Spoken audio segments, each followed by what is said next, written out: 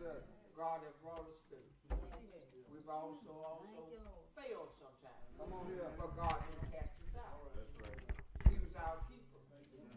I pray that y'all, I ask for y'all to pray for me, that I will do what God wants me to do. Yeah. Not what I want to do.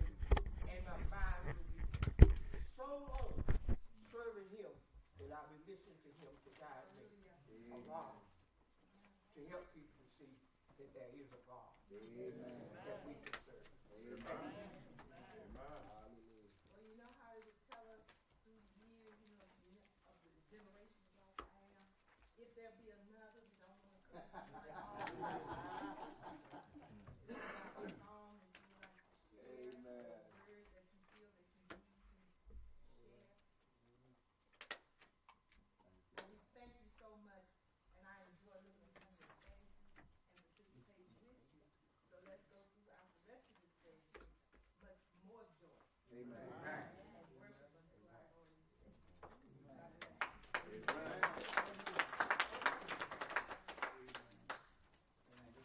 Good morning. Good morning. I was glad when you said unto me, let us go in the house of the Lord. This is the day that the Lord has made. We shall rejoice and be glad in it. I do give honor to Almighty God for my being here this morning. Thank Big Growing Creek for leading us this morning in our devotion. And thank you to everyone for coming out. It's good to be in the house of the Lord. One more time. How many of us know that it could have been the other way? God allowed us to come together here one more time. For that, we do give Him the honor, do give Him the glory, do give Him the praise. I was listening to Pastor Burwell when he said, he's been my Lord. He said, he may not have been everybody's Lord, but I know he's been somehow Lord, but he stands in between us and God right now. He's the only one that can stand in our step. When he said that, I said, thank you, Jesus. He has brought me from a mighty long way. I thank God for His grace and His mercy. Thank Him for His Son, Jesus Christ, our Lord and Savior. And I thank each and every you once again for coming this morning. At this time, we have greetings from our host pastor, Reverend Burwell. The joy of the Lord.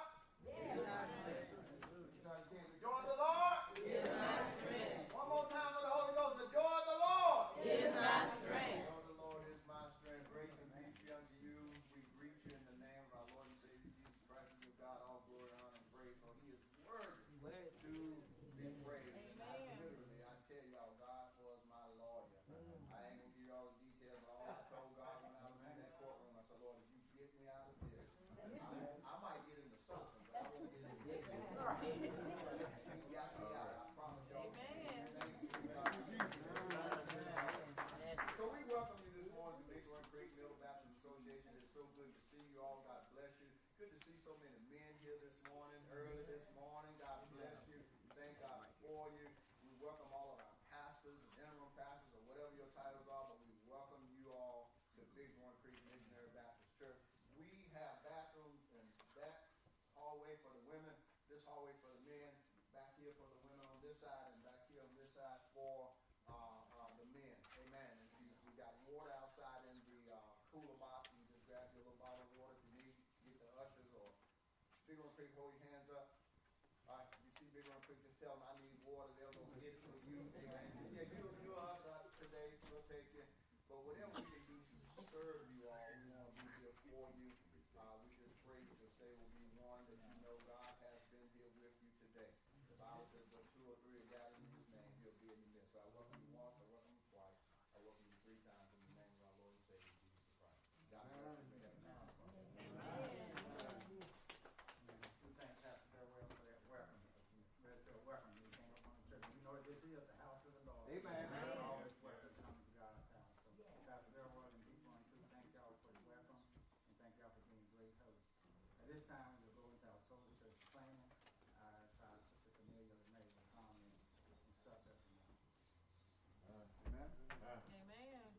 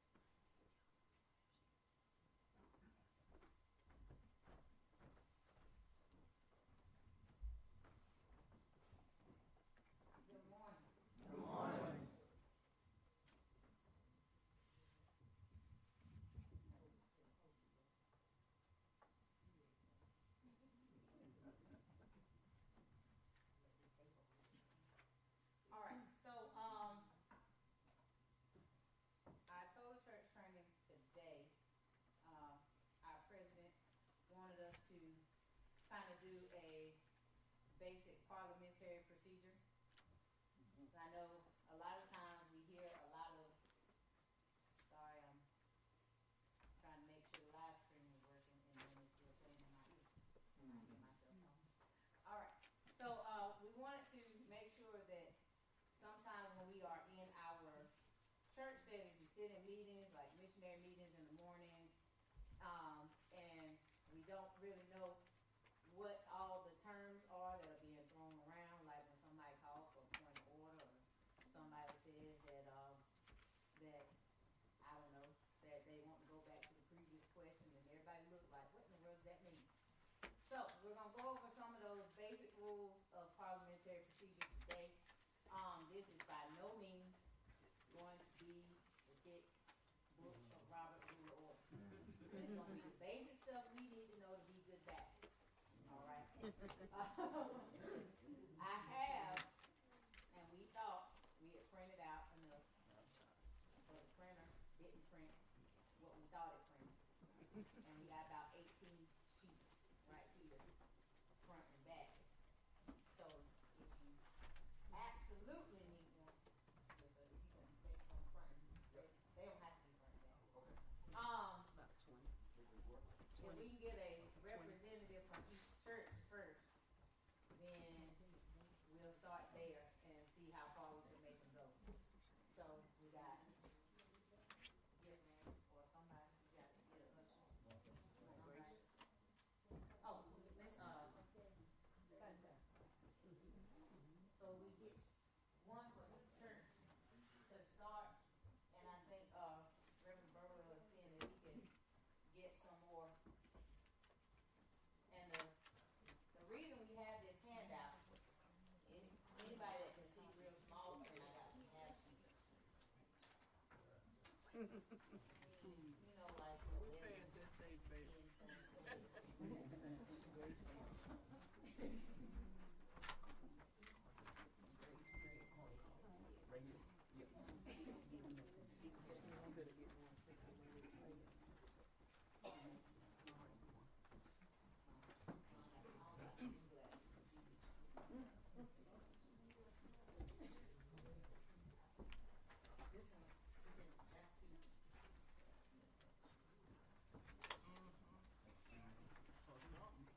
Okay, so we don't prolong this time. Parliamentary procedure in Baptist church business meetings is what we're going to talk about today. Just for a few moments. So the first question is always, what is parliamentary procedure?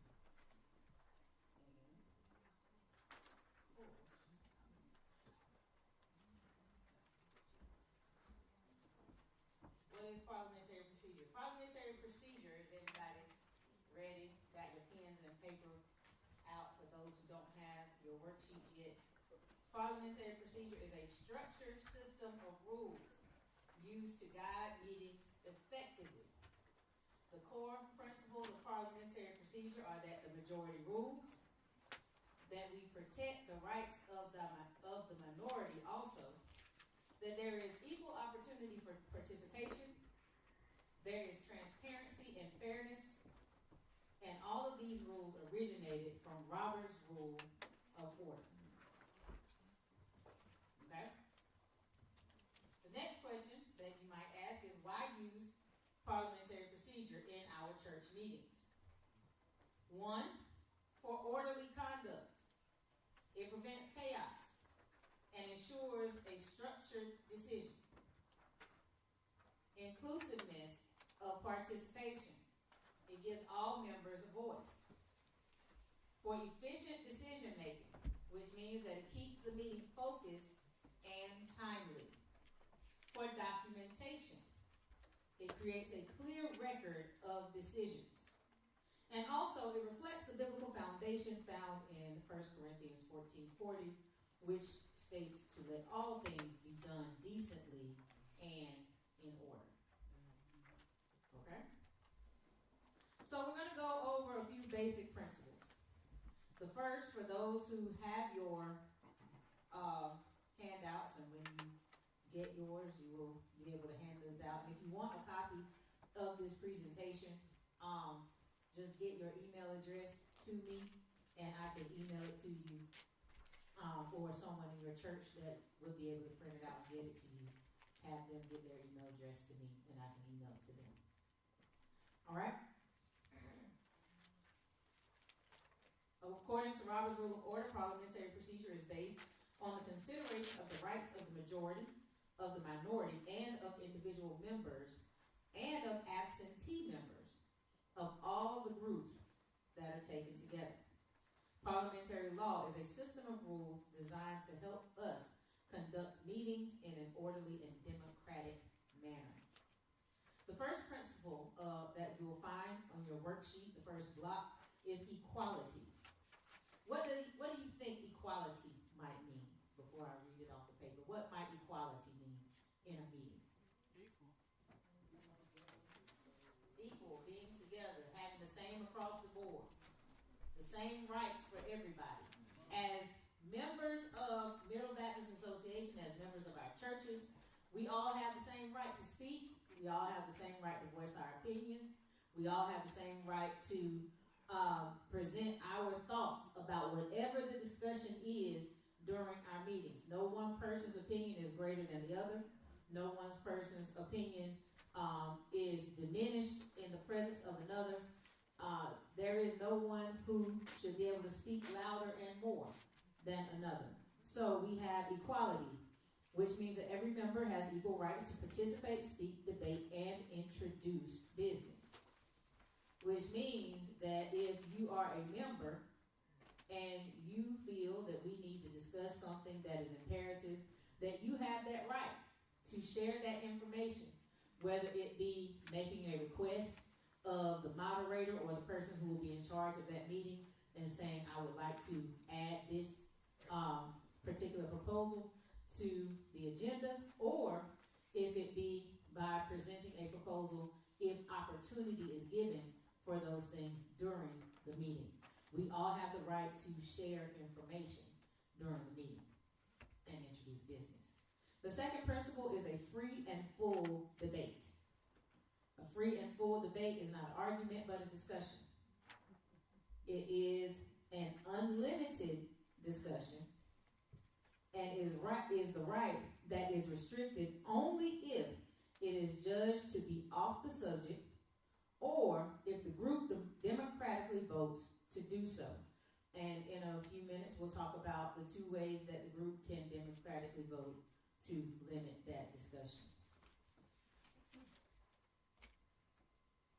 The third principle is the rule by majority without tyranny to the minority. This means that when the majority makes a decision, that the minority also benefits.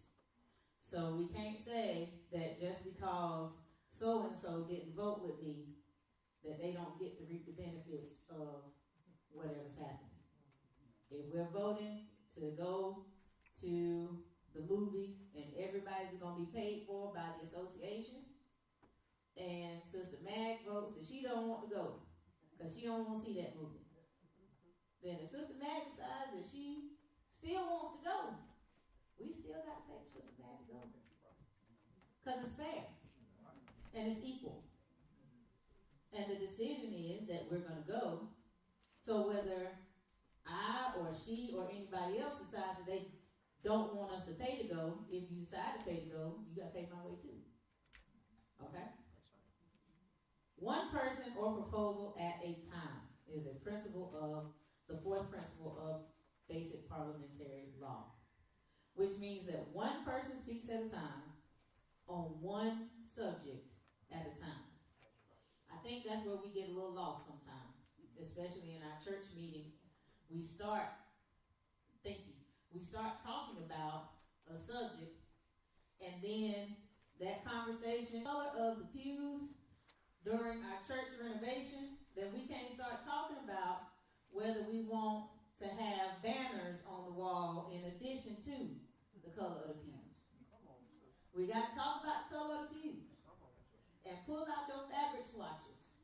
And everybody look at those fabric swatches. And all you need to focus on is those fabric swatches until we decide that we're going to have blue, green, or purple, because they're the only 3 colors the church can have. All right? So we have to make sure that we stay focused. Stay focused on what we're talking about, and only one person speaking at a time. When we talk about one person speaking at a time, we have a term called obtaining the floor.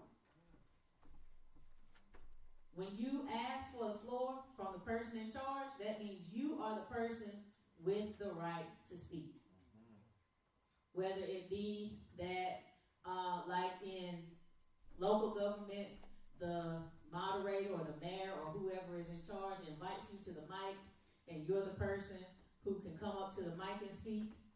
Or if it be in your church setting where by a show of hands, we recognize hands.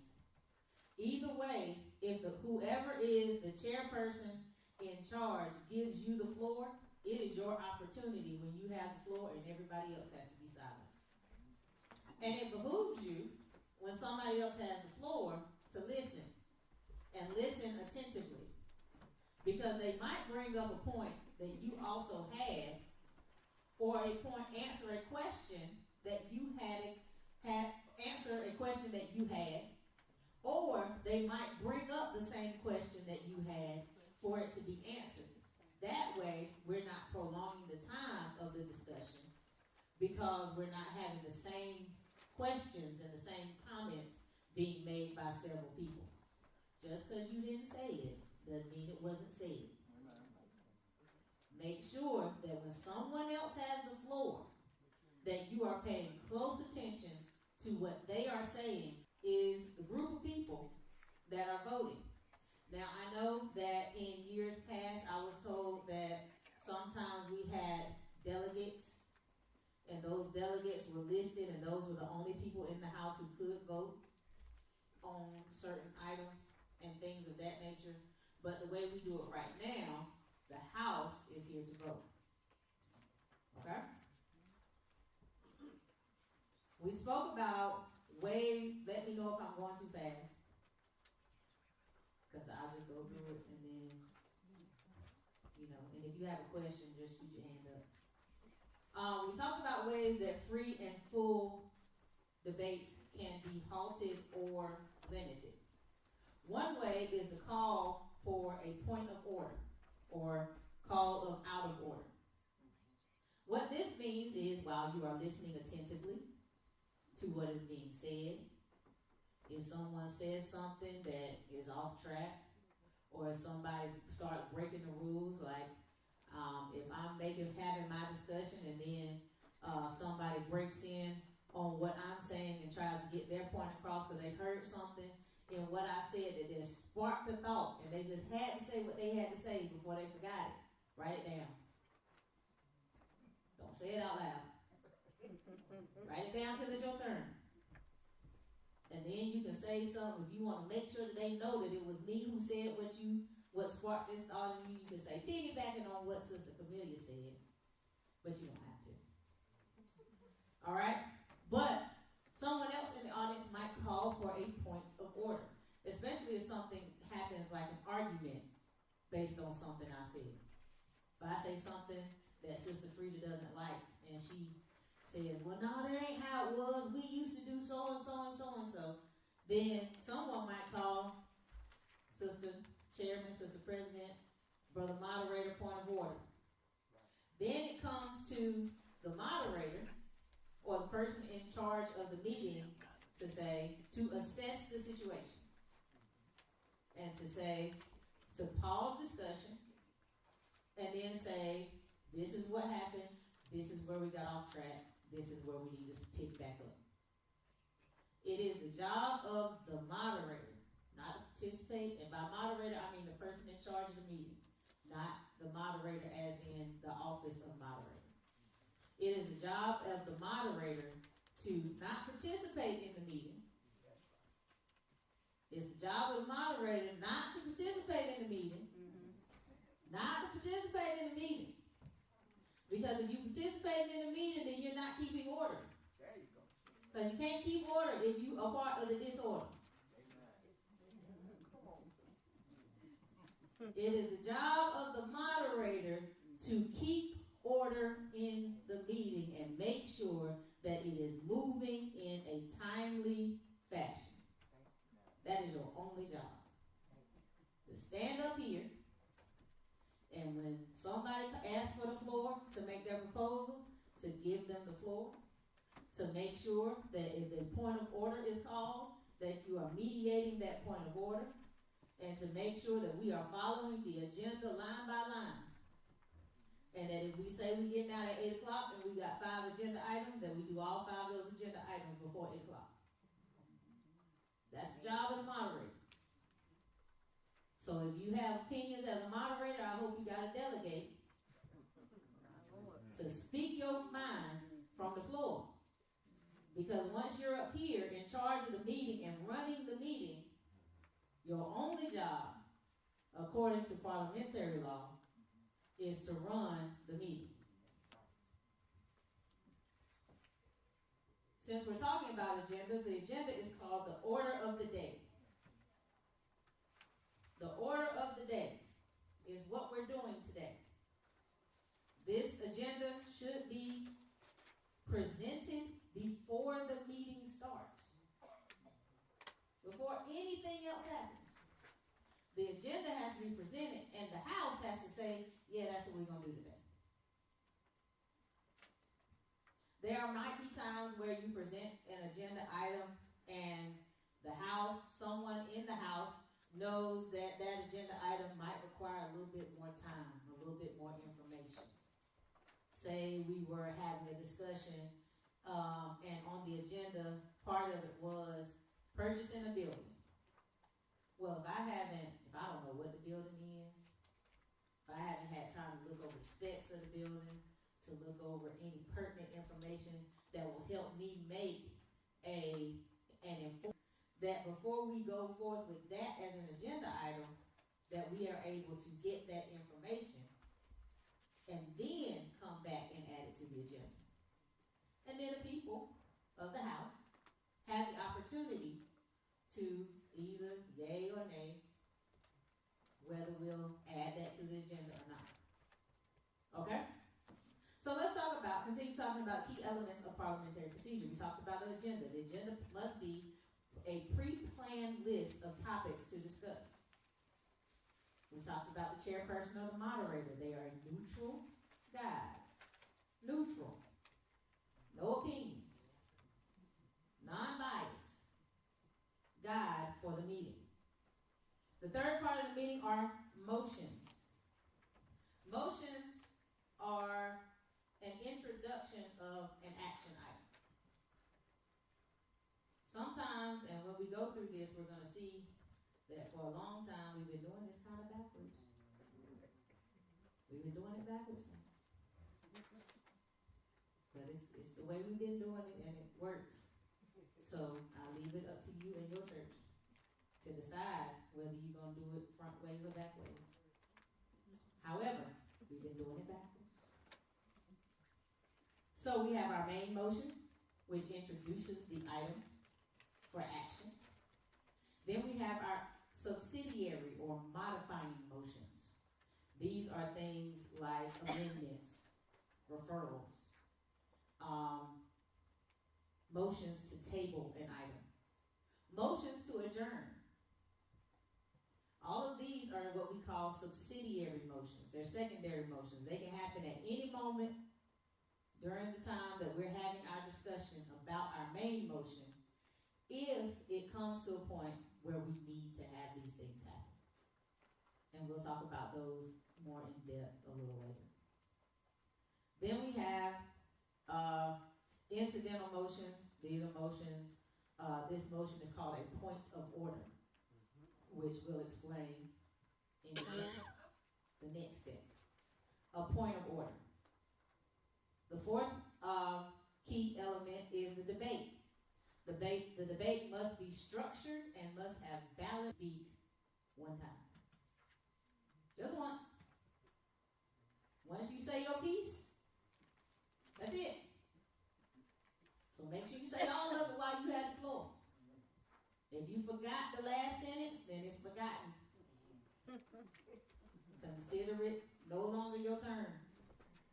Now, there is a time where after everybody else has spoken, you can come back, and if the moderator or the chairperson of the meeting deems it necessary, then you may add on to what you already said. But you only got one more time to speak. And that's if it's needed. Deacon Bull. No, that was what I was getting ready to ask you. You explained it, what I was getting ready to ask. Okay. So everybody gets a chance, one chance. Then, if everybody else has spoken and you just still got this point burning in your heart, then we might let you share it. But it's up to the moderator to decide whether it needs to be shared or not. Okay? Lastly, the last element to parliamentary procedure is the vote. The vote determines what we do. The vote can be done either through a vocal vote, a showing of hands, a ballot, or through a roll call, as people do when they have delegates. They'll say all the delegates from Big Warren Creek, and the delegates from Big Warren Creek will cast their vote, so on and so forth. Okay? Everybody with me. I don't want to lose anybody. Yes, ma'am.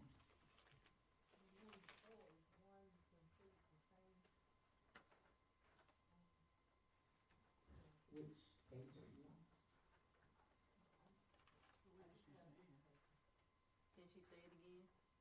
But I was looking at this part about they say voting can be conducted 3 different ways. Yes. And I was circling, as you voting off the call 4, but I didn't know if one was, you said 14.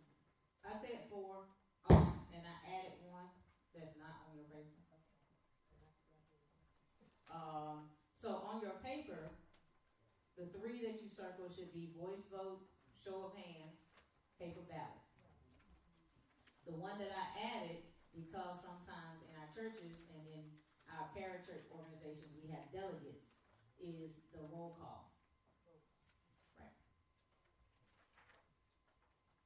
So by roll call. Mm-hmm.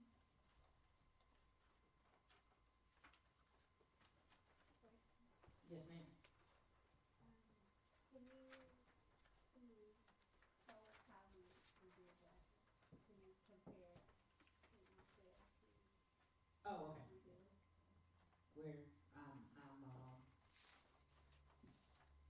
This is not right. I No, don't wanna break I'm- it up here. I'm trying to see where I am. Okay, I'm getting there. It's actually the next slide. It's not the next slide. It's about 3 slides down.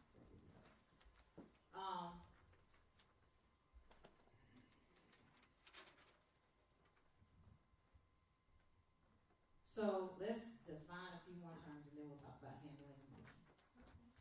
Alright? So, the quorum, Q-U-O-R-U-M. This might not be in your guided notes. Some of the things are not in your guided notes. And some of them are. The quorum is a minimum number of members that is required to conduct business as defined in your bylaws. That's spelled Q-U-O-R-U-M.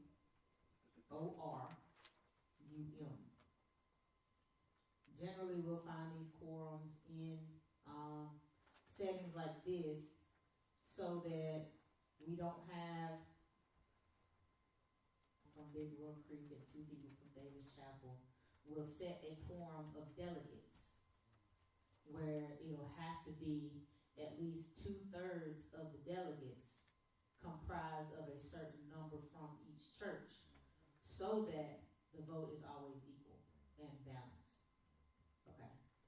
That's why we have quorums. You'll have a quorum in an executive board or an executive committee so that 3 officers can't get together and say, well, we had a meeting and the rest of them didn't show up. And we decided to do this. But if you have a quorum in your bylaws, then the quorum quorum says that if you got 13, then 9 need to show up, then now you have the majority, or what the quorum has called the majority, to come together and make the decision so that the decision is fair. Okay? We talked about a point of order that's raised when the participant believes that the rules of the meeting are being violated. The other thing that can stop, and I know my slides kind of got out of order, and I know we've heard that said in some of our meetings here in the union. What the previous question is a motion to end the debate and to proceed to the vote. And this takes us into how we do it backwards. Okay? So the way it's really supposed to happen is I am supposed to say, if I was in missionary meeting, in the women's auxiliary meeting, Madam President, I would like to make a proposal. And Sister Magnolia would give me the floor if she thought that with the refurbishing of their gymnasium in whatever way they see fit. Okay? That's my motion. Now, there has to be a second from the floor. If there is no second from the floor, then my motion is dead and we move on to the next thing. What the second does is show that there is support for my motion and also says to the people that there is need for discussion. Once we get a second, then we open it up for discussion. That's right.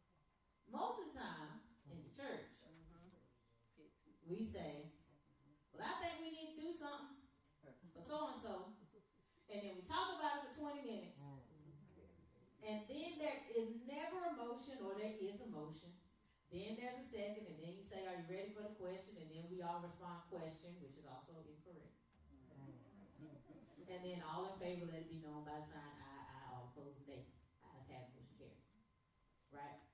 What is supposed to happen is that every proposal is presented in the form of the motion, because I'm the one making the motion. I'm not just going to present my idea and then throw it out there and wait for somebody to make a motion. I want it to move, so I need to move it.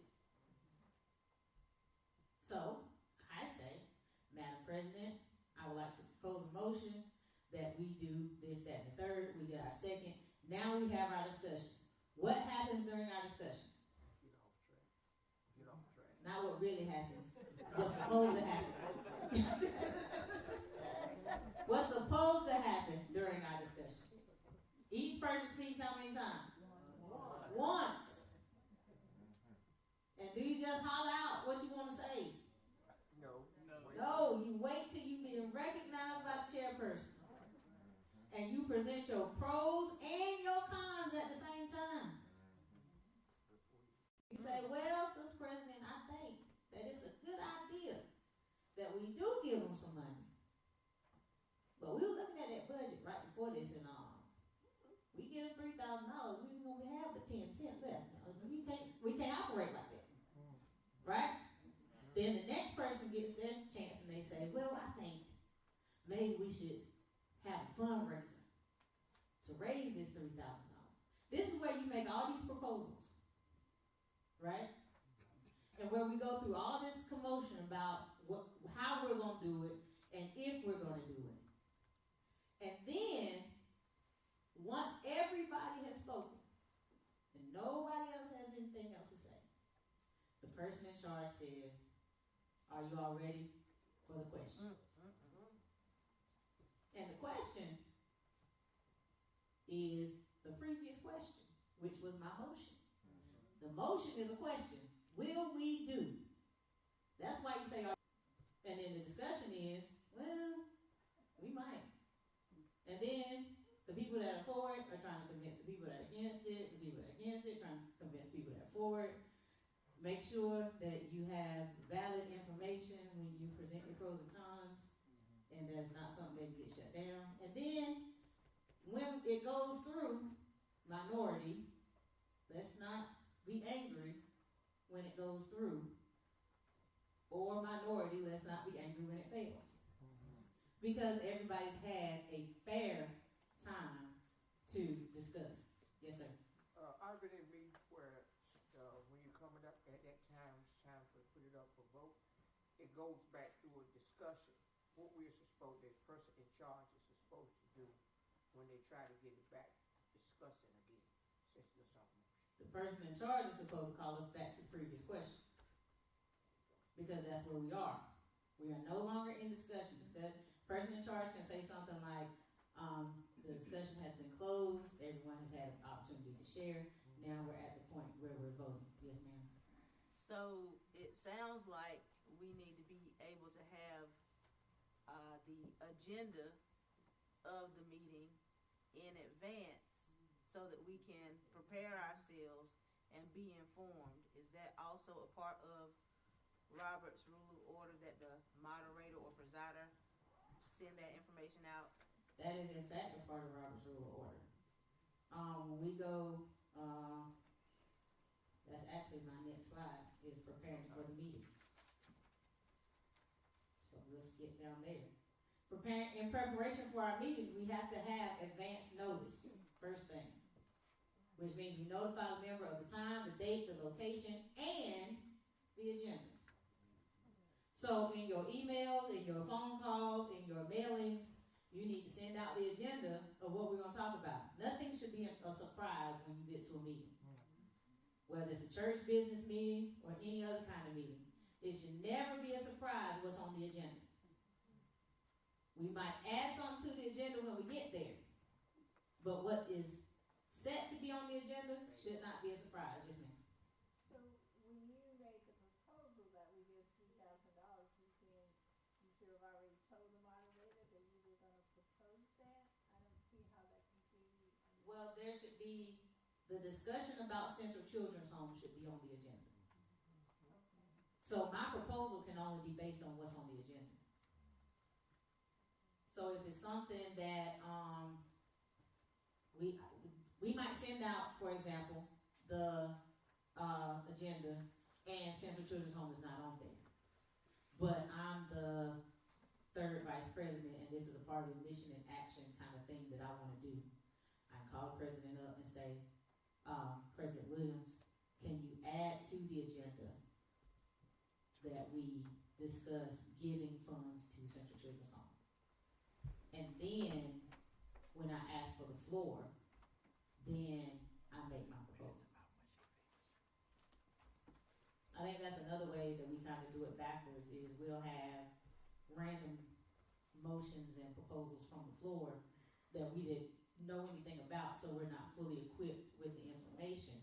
And that's what makes our discussions go long, because we're going back and forth sometimes we're trying to figure out what the right question is to ask, because we don't really know, because we don't have the information that we need. And sometimes we're trying to figure out if this is something that really needs to be discussed right now, if it's something we need to table, those kind of things, and they prolong our time together, so we're not as effective as we could be, because we don't have a set of agenda items and then just follow those. If that makes sense. Yeah. Yes. who is responsible for getting information. The person who is calling the meeting. So whoever is calling the meeting, if it is a church business meeting, then the church clerk is the person, or the admin, whichever one, the pastor, and or the executive team assigned to send out the information. But they get that information from the pastor and the board, or the pastor. I'm talking about information like concerning group. When no Baptist group, who goes and get information from the person that's required to do that?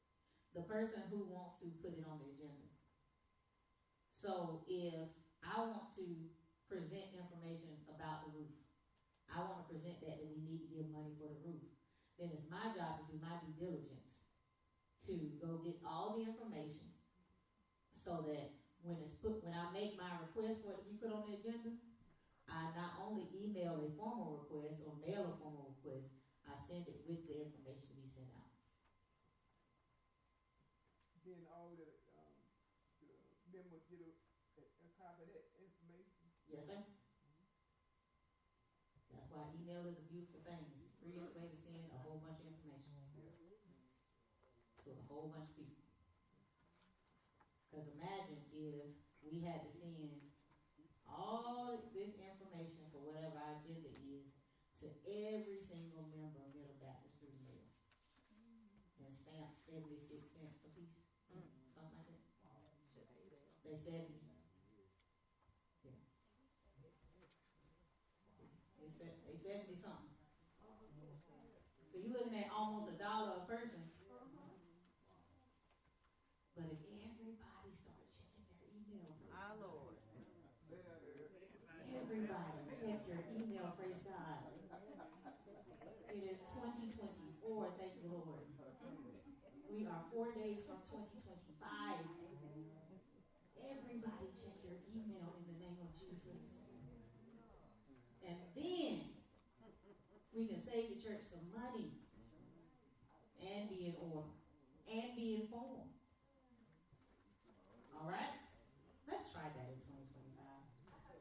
That was off topic, but you know, I'm sorry. All right. So we're going to notify the people and allow a sufficient time to review any materials. So if, say, sticking with the same example, say Central Children's Home sends us the schematics for what they're going to do and what order they're going to do everything in and what their timeline is for getting everything done. Then we as a body or as the house can make an informed decision. All right? They need $10,000 to tear down the roof and put the roof back up as their first step. And they need it by January 30th. Cool. How much we got? How much can we afford to give by that time frame? This is the next time frame. How much can we afford to give by that time frame? And now we are informed and making informed decisions about what to do. And that's also called being a good steward. Yeah. The more informed we are about what we need to do, the better stewards we can be with what we have. Because like we said this morning, if we just throwing money at it, and we don't really know what the time frame is of when it's going to happen and how long it's going to happen and what they need, then we might extend all the funds that we have to give before the biggest part comes, and we gave the biggest part on front. Okay? Once people get to the meeting, we need to distribute a copy of the agenda some kind of way. With the agenda, we should also send out any reports, which means reports of officers, reports of auxiliaries, reports of committees, any new business, reminders of old business. So if I forgot and I lost the email from last month or last quarter that included the information for the old business that's still on the books, then we're going to remind them of the old business. All of this falls to the secretary or the clerk, whichever one is appointed by the moderator or pastor. And any announcements that need to be made. Announcements should also not be a surprise. Because if I know far enough in advance, then I can know how to govern myself accordingly, as we love to say. Also, before the meeting, everybody should know what their role is and what their assignments are. Which means that if somebody's not going to be there, they need to let somebody know they're not going to be there. No meeting should we just look up and say, is so-and-so here to give their report, and that person not be there. Especially key roles such as our clerk or secretary, our treasurer or financial secretary. If these persons are not going to be in place, our moderator, if these persons are not going to be in place, then the people who are to step into their place need to know well in advance so they'll know what they need to do. Okay? All of these things are part of our basic parliamentary procedure so that we can remain decent and in order. There's a few more things and we'll be out your way.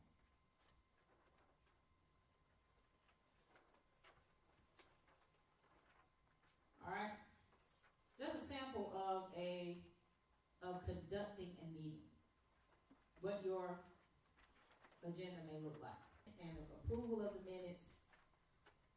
Then we'll have reports from any committees, the treasurer, and any of the leaders. We'll have our old business, which will address any unresolved business from our minutes, which means that the secretary and whoever's getting the agenda together has to review the minutes before the meeting so that those things can be on the agenda already.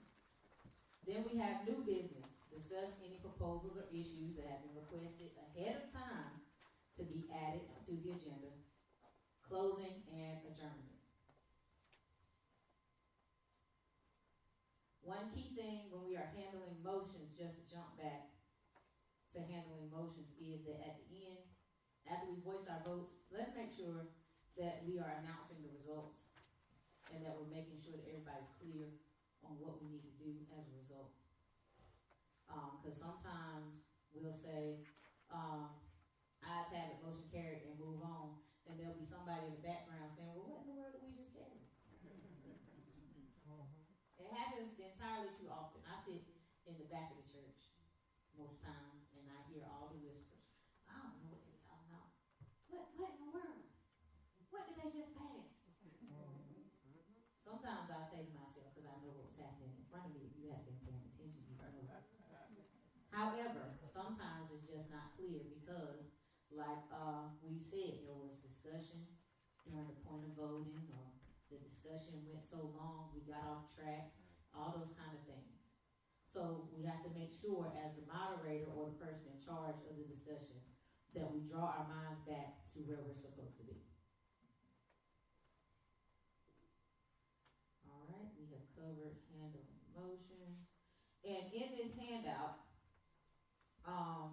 and let me know if I've covered all the things that are in your, I think I have. So let's go over the answers real quick to make sure that everyone has them. And then we'll be done. All right.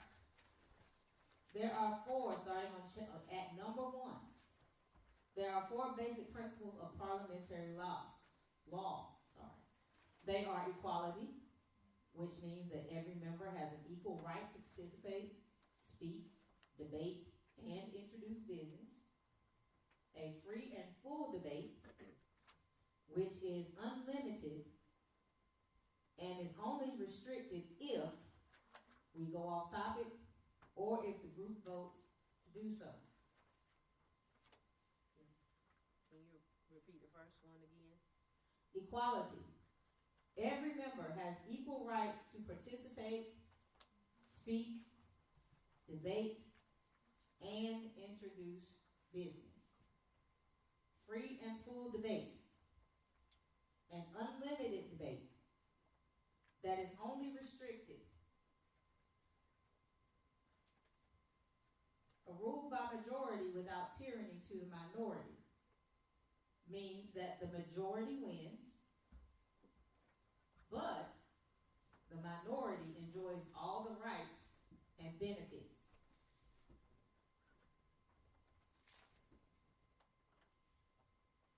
Lastly, one question or proposal at a time means that one person at a time speaks on one topic at a time.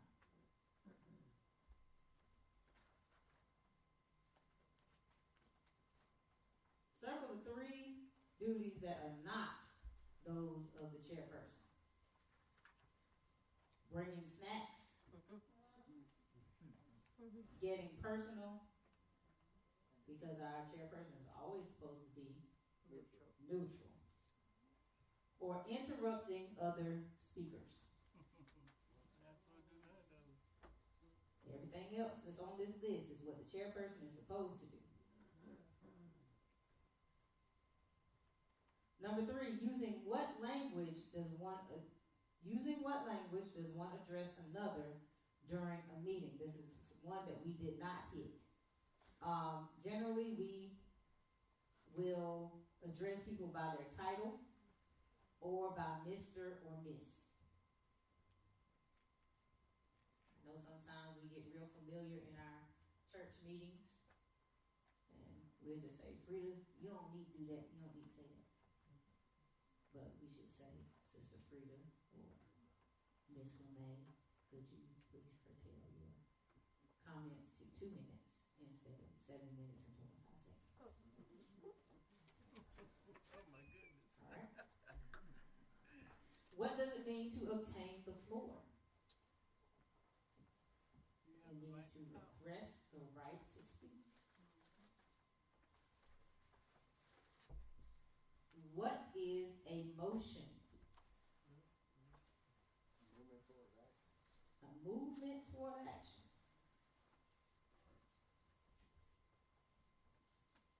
What is required for a motion to qualify for discussion?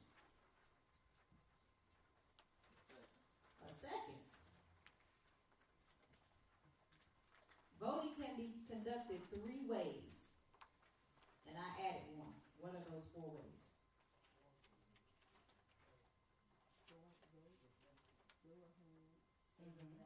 Roll call. Very good. So we have a voice vote, a show of hands, a ballot, and roll call. And again, we added roll call, as was said, if we have delegates, so that we know that the correct persons are voting. Then it says match the word to the definition. They are a person who announces the results of a vote. What does the secretary do? Record the results. What is a recess? Taking a break. Taking a break. When there is a vote, a recess is one of those subsidiary votes we talked about, and I didn't go back to them like I said I was going to, and I'll do it now. A recess is one of those subsidiary votes that I talked about.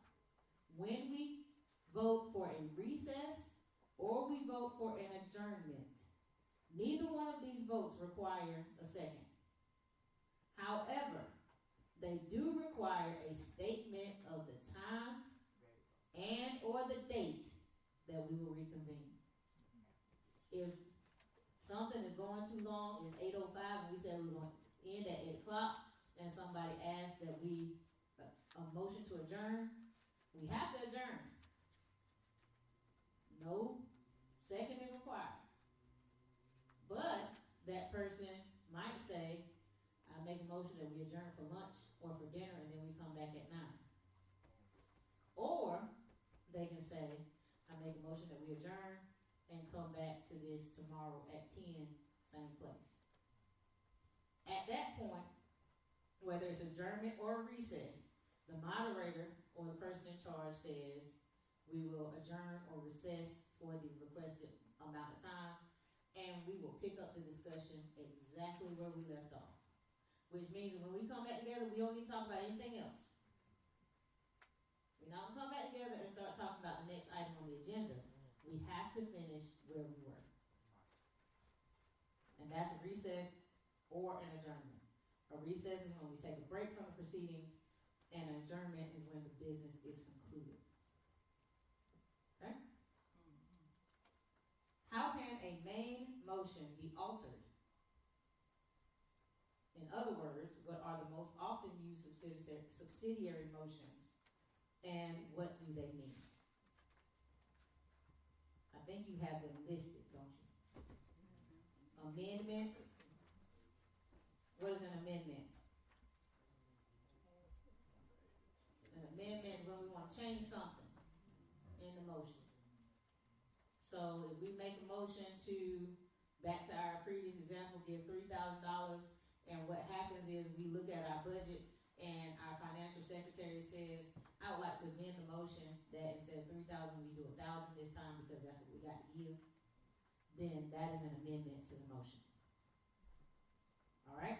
Table does not mean that we put it on or under the table. It means that we to find out more about whatever our topic of discussion was.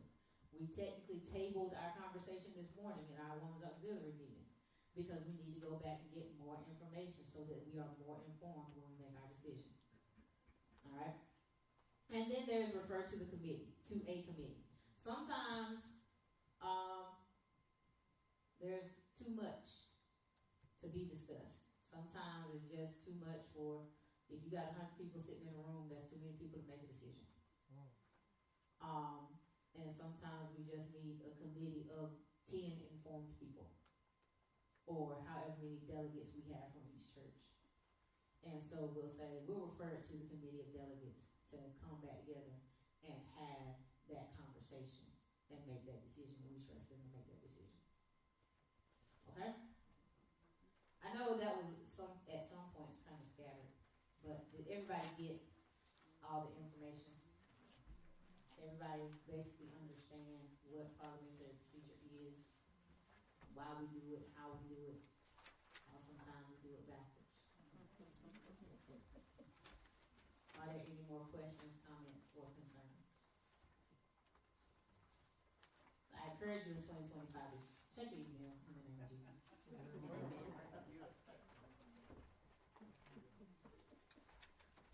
Let's get Sister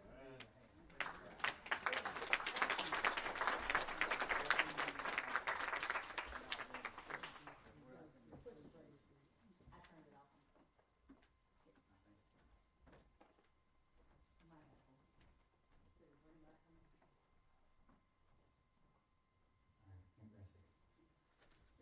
Let's give Sister Camille another hand. She always does such a fine job. And I have to go through the business part of Sarah's gonna be a little nervous now. She told me how I do it so backwards. Thank God for that.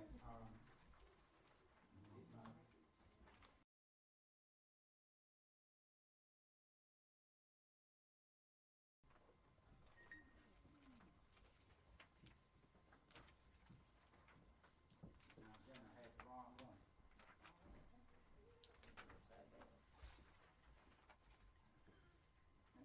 At this time, we'll go into our business session, and we'll ask our Sister Lois Brooks to come give us the reading of our meeting.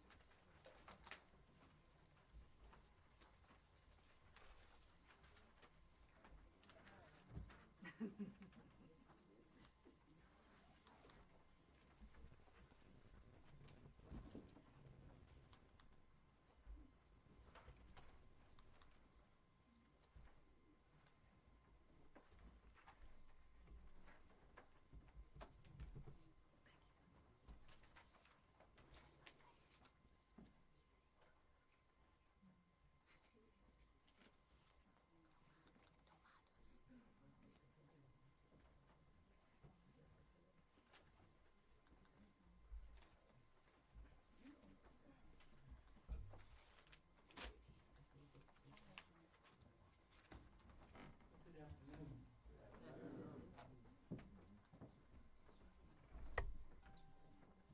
The Ministers Digging Church Union of the Middle Baptist Association convened in person and virtually with the Asheville Missionary Baptist Church, where the Reverend John Jonas serves as pastor on Saturday, September 28, 2024 at 11 o'clock a.m. After devotion conducted by the host church, Deacon Jackie Foster, Union President, called the session to order. Pastor John Joyner extended greetings to the congregation. Pastor Stephen L. Floyd, New Hope Missionary Baptist Church, Greensboro, North Carolina, conducted the Holy Church training workshop, Music in the Church. He came from the book of Exodus, Luke chapter 1, verses 46 through 55, we find Mary's Song of Praise, Isaiah 6 and 3, the song, Holy, Holy, Holy, Revelation 7, 11, 12, singing. We must be intentional in what we sing in church. Music ministry supports, teaches, builds. One must pray and consecrate themselves. 1 Corinthians 10, 31 through 32. Music has to be aligned with the Holy Scriptures. Business session. Those fully read minutes from June session. Reverend Will Merritt motion to accept the minutes. Reverend John Still second. The body approved and accepted the minutes. Treasurer's report given by Sarah Glover. There was a balance. Motion by Deacon Thaddeus Bullard. Second by Deacon Marcellus Venable to accept the report. The body approved and accepted the report. Old business, none. new business none, offering and prayer. Reverend Clarence LeMay, afternoon preacher, was absent. Music by the Union Male Choir, remarks, moderator William Everett, benediction by Pastor Clarence LeMay. Clarence LeMay, she said, oh no, I gave you an extra initial in there. Sunday, September 29th, 2024. Sunday school convened at 9:45 a.m. Local officers in charge, Deacon Lester Baskerville, superintendent. Lesson topic, time to party. Found in the book of Exodus, chapter 14, verses 21 through 31, and chapter 15, verses 1 through 21. Devotional reading was Psalms 104, 1 through 9. Total of 35 persons present, collected $82, dismissed at 10:45 a.m. Vice President Pastor Clarence LeMay called a session to order with praise and worship. Sister Mary Austin from Red Blood Missionary Baptist Church read scripture, Ecclesiastes chapter 3. Prayer was offered by Deacon David Yancey from Davis Chapel Missionary Baptist Church. Mrs. Wanda White introduced the preacher for the morning, Pastor Dennis White, from Welcome Chapel Missionary Baptist Church. Proverbs 6, verses 6 through 8. Try it the ant's way. The ant, the little creature that crawls around on the ground. 4 words. 1, listen to my advice. Listen to my advice.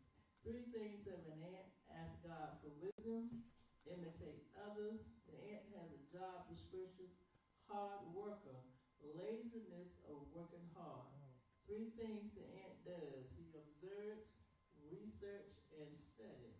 Remarks and presentation: Jackie Foster. Recognition of pastors, the wives, the ministers, deacons, ushers, and missionary. Next session will be at Big One Creek Missionary Baptist Church, submitted by Lois Bullock on today, December 28, 2024.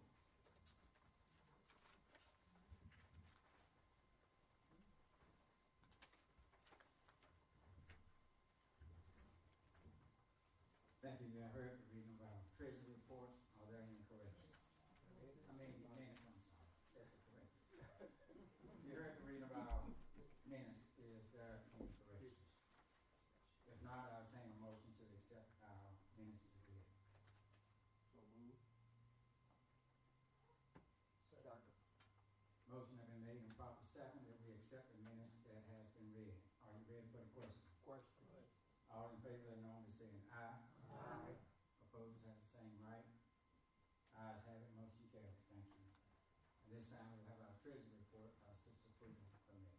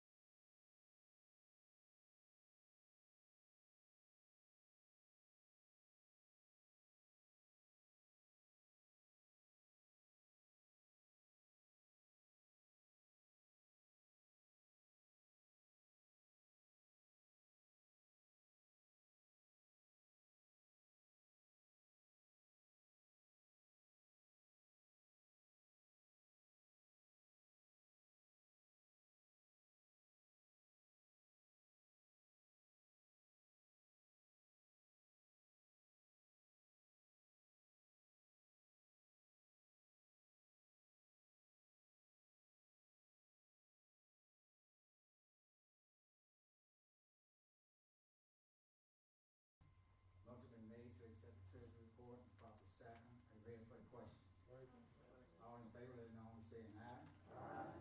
Ayes have it. Motion, nays have the same right. Ayes have it, motion carried. Thank you. Sister May's right, we've been going backwards the whole time. I've been going backwards.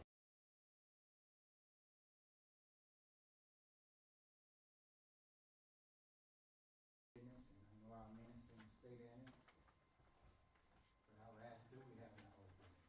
And I don't have an agenda for our new business, but is there any new business? All right, so this time then, we'll go into our youth session. We'll ask Sister Rakia Talley, she please come. Amen.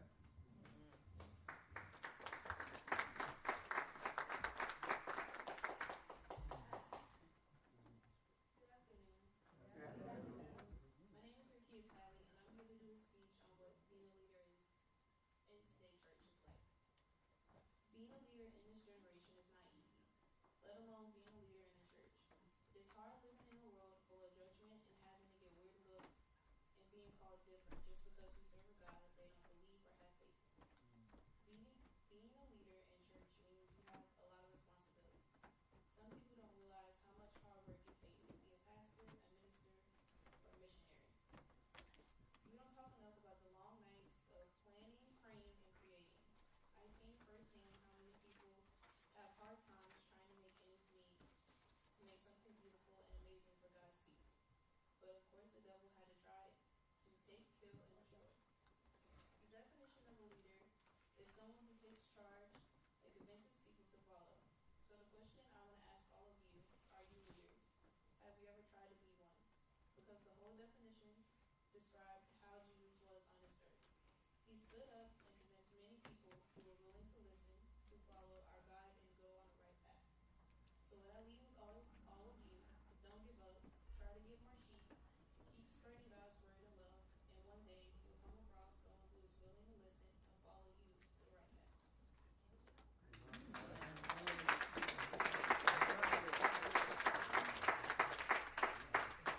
you for that wonderful presentation. What it means to be a leader. So y'all have seen what I've done. It's not hard. I stayed up late last night too. Me too. Thank you for that, and thank her for being here to represent you. Brother Caleb Henderson last time talked us too about youth as willing workers, and we see evidence of that today. So give her another hand. Please. Amen. Take the cross.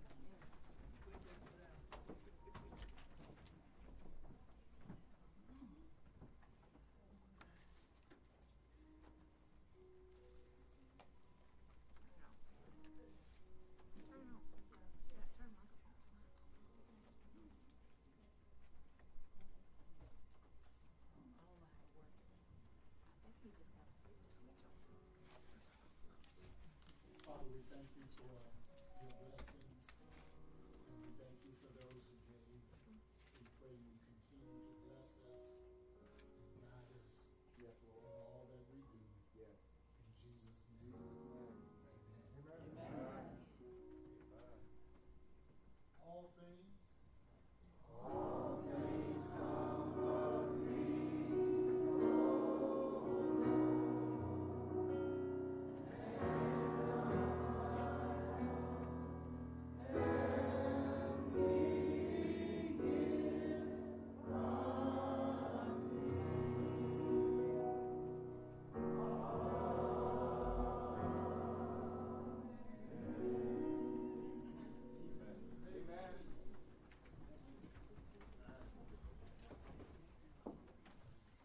our preacher this afternoon is a young man that I've known all of his life.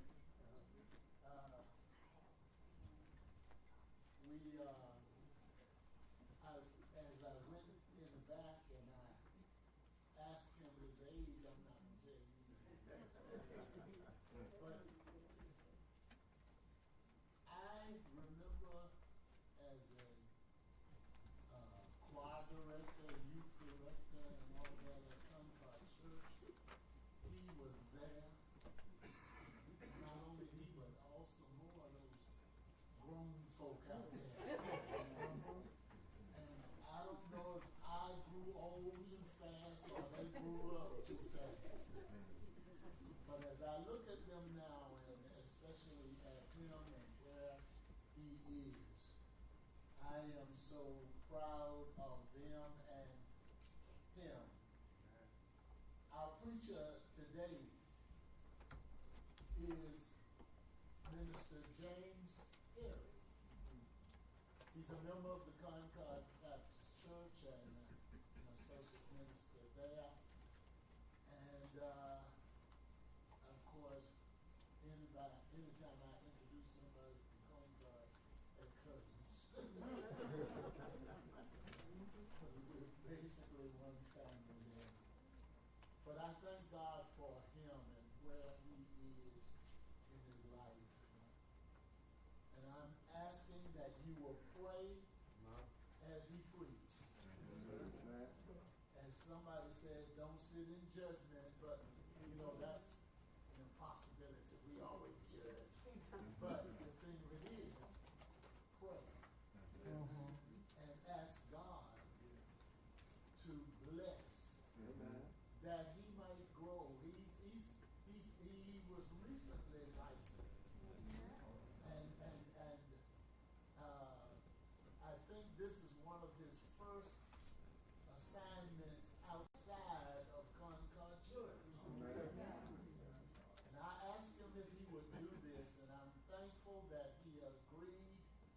because it will help him to grow in the Lord. Amen.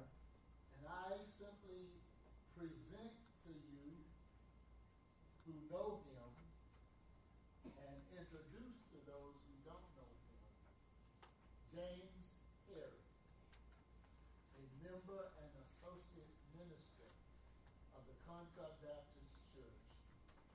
Hear ye him for his grace and ability given by God.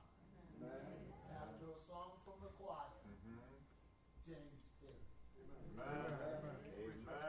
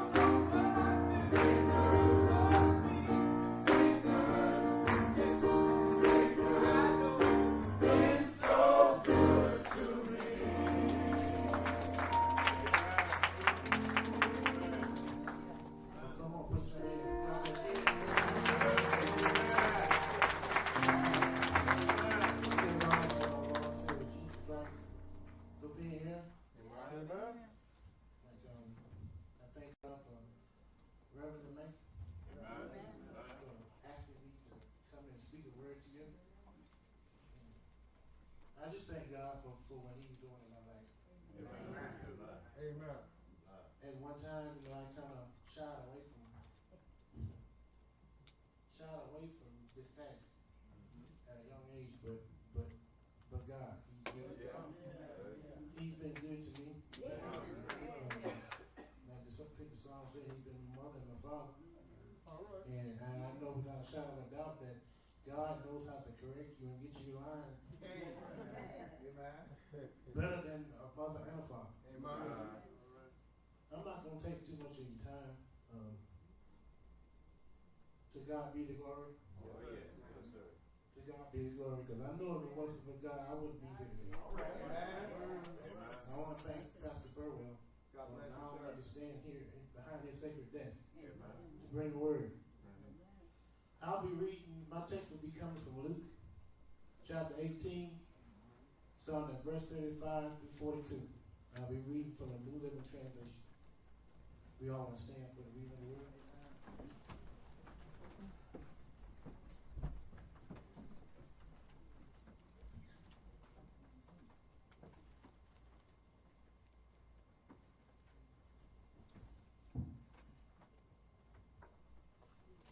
And Jesus approached Jericho.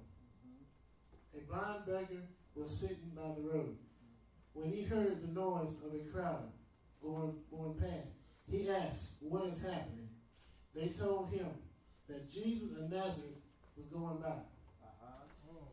So he shouted, he began shouting, "Jesus, Son of David, have mercy on me." "Be quiet," the people in front of him yelled at him. But he only shouted louder, "Son of David, have mercy on me." When Jesus heard him, he stopped and ordered that the man be brought to him.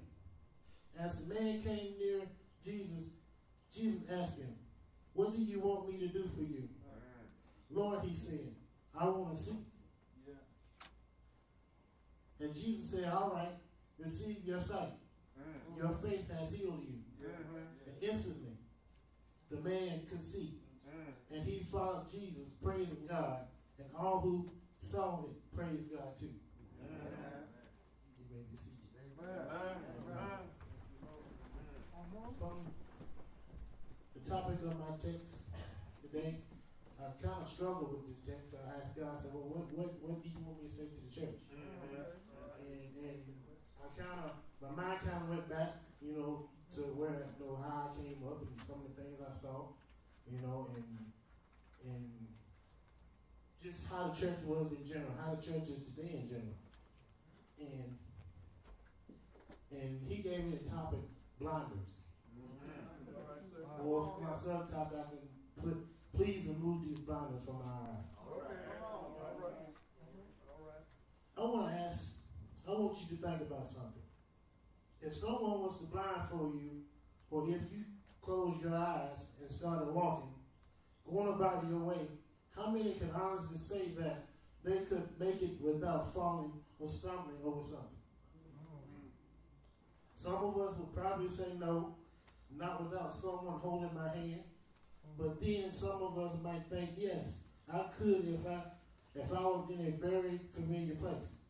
Just think of if you were in a permanent state of blindness, where you really couldn't do a whole lot for yourself.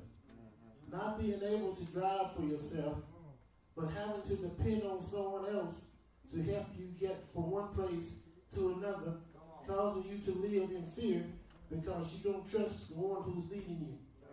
And the only sense that you have is your hearing and your touch. You can say amen if you want to. Now we must realize that there are two different forms of blindness. One is the physical state of blindness, and the other is the spiritual. And I'm going to talk about them both. Now in this text we find a man who's called blind Bartimaeus, sitting on the outskirts of the city of Jericho, by the roadside begging. Now whether or not someone led him there, or he came on his own, but we all know that the text said that he was already sitting by the roadside. Now it's possible that Bartimaeus lived in Jericho, a place that probably very familiar to him, where he could easily get around without help. Because you know being blind, if you're in a very familiar place, you can't get around. At least a little bit. Now, Jericho was a city that was highly associated with sin. You may remember that this was the same city where Joshua conquered and destroyed after marching around the city 7 times. The same city where Zacchaeus, a wealthy tax collector, was seen by Jesus sitting in a sycamore tree. This was the same city that was known for having many beggars, and Bartimaeus was one of those people. Now, this road was about 18 miles, depending on the distance of travel between Jericho and Jerusalem. This road was highly traveled and was known for people being robbed and sometimes beaten and left for dead. Such as we remember the story of the Good Samaritan. The same road. Now, it must have been rough being in a physical state such as he is, not being able to get around like everyone else without having to be led or tapping his way along with the stick. We must realize that he could not work because most occupations require physical labor. And anyone with a crippling or disability was a severe disadvantage and could not be used. And he was considered an outcast. And in those days, he was considered unclean. Now, in studying this text, I found that Bartimaeus' name meant unclean. He was considered, and because his name meant unclean, he was considered unclean, and he had to live like those with leprosy. He was, in other words, he was excluded from living in society, causing him to depend on charity or begging for survival. Now, the text says that while he sat by the road and he began to notice that there was more people on the road than usual. This tells us that Bartimaeus had a keen sense of hearing. You know, it's funny how a blind person is more aware of his or her surroundings than a person who can see. Now, I know it's sad to say, but I've noticed that a blind person will speak to a stranger quicker than a person that has 20/20 vision, who can see you coming from 50 yards away, knowing who you are, and return and go in another direction just to avoid a friendly hello. It sounds like y'all know somebody like that. Amen. Now, I don't believe that Bartimaeus even asked or wanted to be in the situation. But I found that Bartimaeus went blind at the age of 5. Now, because Jericho was a city known for sin, he must have been affected by the sins of others. Because you do know sin will not only affect the one who's sinning, but it will affect those around you, those who you are connected to, and even your own children. I believe that because of his blindness, he must have been lonely as a child, having no other kids to talk to or play with. It must have been rough being teased and made fun of day after day, because people in those days didn't seem to care about those who were poor, blind, or handicapped. And what's even worse, it's the same way today. It seems as though nowadays that everybody is in a hurry, that they don't think about them. They only think about themselves when it comes to getting what they want or what they need. So where we don't take time to even lend a helping hand to a neighbor who's in need. We must realize that God sees everything. He sees everything we do on this earth. Hebrews 4:13 says that nothing in all creation is hidden from God. Everything is naked and exposed before his eyes. And he sees the one whom we are accountable to. Church, it's time for us to start doing better. The Lord said that he is soon to come. And he is looking for a church without a spot or a wrinkle. So if we have any wrinkles or spots, And we all know what our wrinkles and spots are. Come on here. All right. Do we have any wrinkles and spots? Yes, indeed. All right. It's time for us to ask God to purify us Yes, and sir. make us clean. Now the text goes on to say that while Bartimaeus sat by the road, there was a crowd passing by. The text says that he began to cry. He began to cry out to whoever could hear him. He asked, "What's going on? What's happening?" Then a bystander said, "It's Jesus the Nazareth passing by." Now we know that everywhere Jesus went to preach and teach, a crowd followed. Bartimaeus he must have heard about Jesus and the many miracles he had done. He must have heard of how Jesus healed a man with leprosy, how a paralytic was healed after being let down through the roof of a house in Capernaum. Not only that, but he must have heard of how he opened a blind man's eyes who had never seen a day in his life. Because the text says when he heard that it was Jesus, he began to cry, "Jesus, Son of David, have mercy on me." But then the people told him, "Be quiet," so they could hear him teach. But the text says that he cried out even more, "Jesus, Son of David, have mercy on me." Now we must realize that his cry was no ordinary cry. It wasn't no somebody hurt my feelings type of cry. But this cry was a soul cry. A cry of desperation. A cry for deliverance. Have you ever had a soul cry? A cry where you said to yourself that if God don't hear me or help me, I don't know what I'm going to do. Sound like somebody had a soul cry here. Come on here. Now, eventually, Bartimaeus had become fed up and disgusted with this state of being. That when he cried out with all his might and all out of the depths of his heart, the text says that's when Jesus heard him. Have you ever been in a situation where you thought you were never going to get out of, and when you called on your friends, but they couldn't help, you called on your family, and they couldn't help, but then you called on the church, and they didn't help. But when you called on Jesus, he came to your rescue and delivered you out of all your trouble. And so then you have to give God the praise for the things that